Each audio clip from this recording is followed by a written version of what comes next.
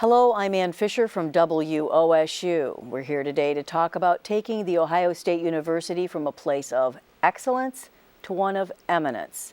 Joining me today, Ohio State University President Dr. Gordon Gee, Dr. Steve Gabby of the Medical Center, Dr. Evie Freeman of the regional campuses, and Dr. Ann Massaro of the Office of Human Resources. Dr. Gee, let's start with you. Why is change needed now? Why a change from excellence to eminence? First is the fact that we're really trying to become one institution. I joke about the fact that we're a university of 18 colleges connected by a heating plant, that we really do not have commonalities. And so that requires a substantial rethinking of the way the university operates and the way that we think about ourselves. We have to think about two things, our talent and our culture. The most talented faculty, teaching the most talented students with the most talented staff, making it a compelling place to teach and to work. And the other part is the fact that we therefore have to change our culture, because universities are embedded in the past, and we're in a very fast-forward world, and even as good as we are, and we are a great university, we can be better, and we can only be better by harnessing the power of change and the power of opportunity. Why are the retreats called unfreezing retreats? Yeah, it's an interesting name that challenges some folks because it implies that we're frozen, and that's not a very appealing thought. But it actually comes from Kurt Lewin, who's a psychologist, and it was from the 1940s around change, where he said in order to change, you have to unfreeze, whether that's an organization or a person or a habit. So at the unfreezing retreats, we really help people examine their thought patterns and unfreeze them. So an example is, one of my thoughts is, if I'm going to do something right, then I have to do it myself. Well, that doesn't help us be collaborative. That doesn't help us be team-oriented. That doesn't help me reach across boundaries when the expertise could really lie somewhere else.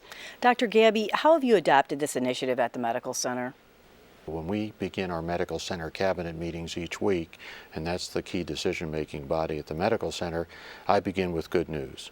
Awards, honors, recognition, new grants, important publications, and everybody's spirit is lifted by that good news. We really emphasize be here now. In other words, come to the meeting prepared. We expect folks to have read through the materials so we don't have to go through PowerPoint presentations, and we can discuss the issues.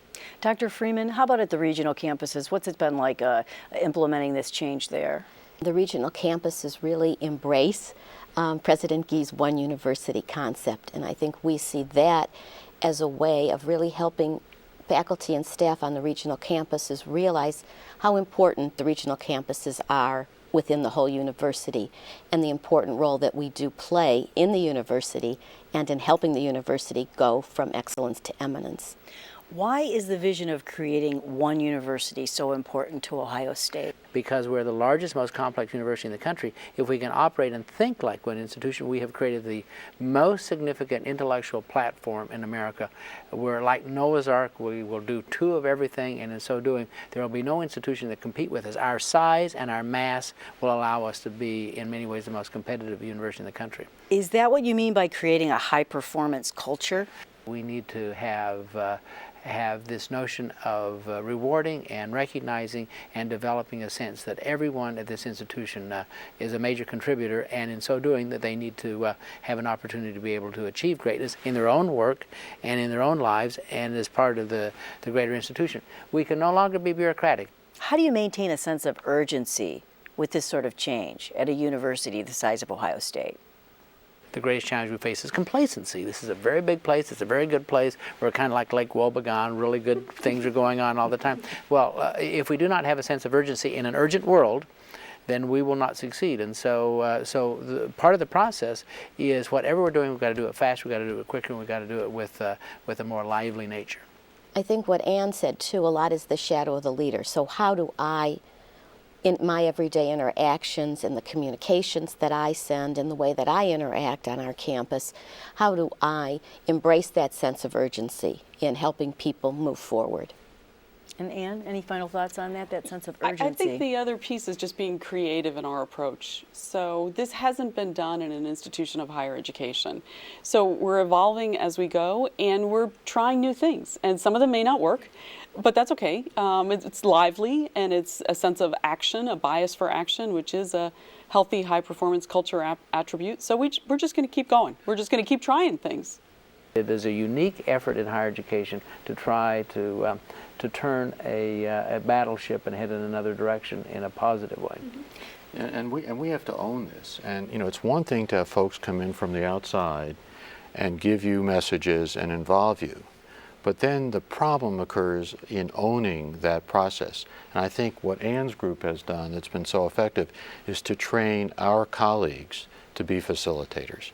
And they work with us and they live with us every day.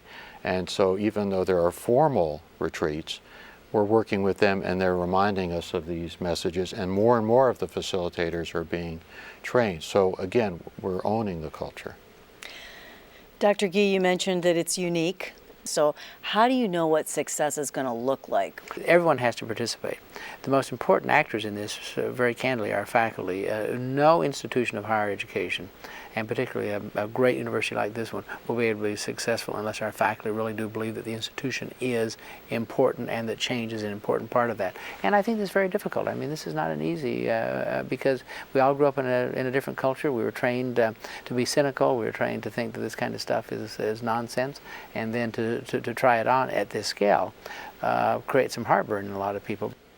You know, one of the things that's very interesting is our academic medical center, in many ways, is the most forward-thinking place in the institution.